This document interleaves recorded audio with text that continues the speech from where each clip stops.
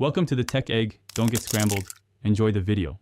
You start by ensuring your iPhone is on the latest iOS so diagnostics are accurate.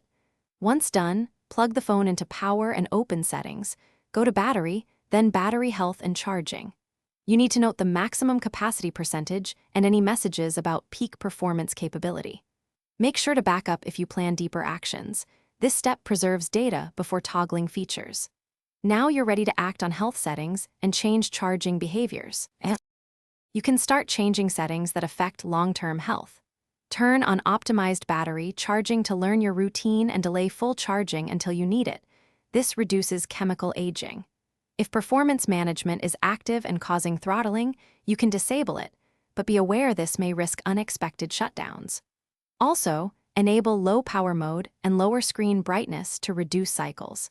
Together, these changes slow capacity loss. Observe results over a few weeks to confirm improvement. To finish, perform a battery calibration cycle. Charge fully, drain to shutdown, then charge uninterrupted to 100% to help reporting accuracy. If maximum capacity remains very low, under about 80%, or you see service warnings, arrange an Apple or authorized battery replacement.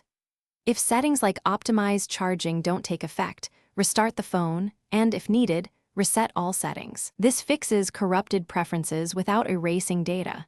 If problems persist, contact support for diagnostics.